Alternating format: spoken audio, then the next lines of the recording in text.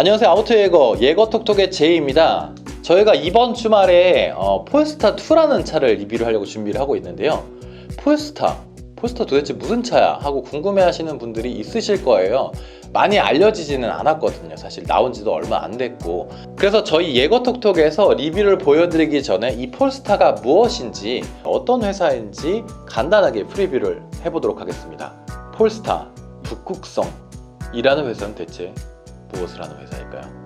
폴스타는 스웨덴 볼보에서 새로 출시한 프리미엄 브랜드인데요. 전기차 개발을 전문으로 하고 있습니다. 볼보그룹과 모기업 중국 지리자동차가 공동으로 소유하고 있어서 본사는 스웨덴 거텐버그에, 생산기지는 중국 루차오에 있습니다. 이 폴스타라는 이름의 시초는 과거 볼보의 레이싱카 개발을 지원하던 회사 폴스타 퍼포먼스 AB에서 시작되었습니다. 스웨덴에 위치한 이 회사는 2009년부터 볼보의 고성능 라인을 개발해왔고 결국 2015년 7월 볼보의 자회사로 인수되었습니다. 그리고 2017년 10월 17일 독립적인 프리미엄 전기자동차 브랜드로 발돋움하게 된 것이죠. 폴스타는 독자적인 고급 전기 자동차 브랜드로 분리되었지만 기존의 볼보 그룹에서 하고 있던 역할과 책임은 그대로 유지하고 있는데요. 볼보의 기술 개발과 디자인 혁신이라는 중추적인 역할을 지금도 하고 있습니다. 중국 자본의 지원을 받고 있지만 기술 개발은 스웨덴 본사에서, 생산은 중국에서 하는 것으로 잘 구분한 것 같습니다. 폴스타는 모 회사 중국 지리자동차도 지원하고 있는데 자매 브랜드라고 할 수 있는 링크앤코의 차량 개발도 협력하고 있습니다. 링크앤코는 폴스타처럼 지리자동차가 2016년에 출범한 중국을 대표하는 고급 전기차 브랜드입니다. 2010년 볼보 자동차 부분을 포드로부터 인수한 뒤 저가 브랜드 이미지도 벗어나고 기술 개발도 이루고, 또한 볼보 승용차 판매량 역시 안정세를 되찾게 되어 모두에게 윈윈이 되고 있습니다.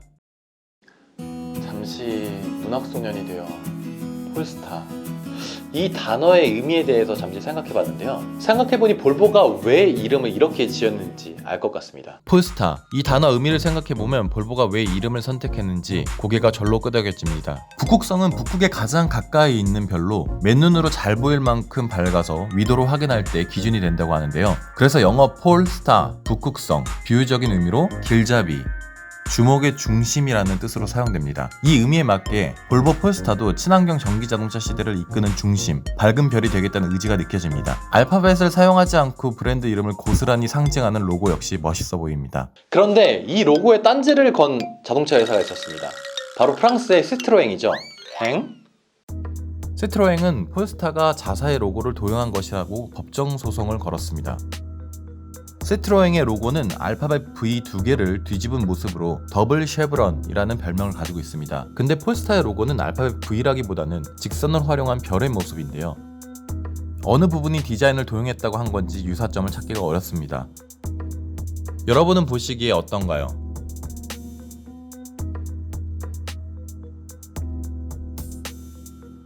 이 소송을 접수한 파리 법원은 폴스타에게 15만 유로의 벌금과 6개월간의 신차 판매 금지 명령을 내리며 시트로엥의 손을 들어줬습니다. 역시 가제는 개편인가 봅니다. 폴스타의 대표이사는 토마스 리엥라트, 스웨덴 사람이 아니라 독일 사람입니다. 톰 크루즈를 닮은 것 같지 않나요? 전문 경영인이 아닌 자동차 디자이너 출신으로 폭스바겐 그룹에서 아우디, 스코다 차량을 담당했다고 합니다. 대표적인 모델로 스코다 옥타비아, 스코다 수포프, 스코다 파비아, 폴스타 차량도 그의 작품이라고 합니다.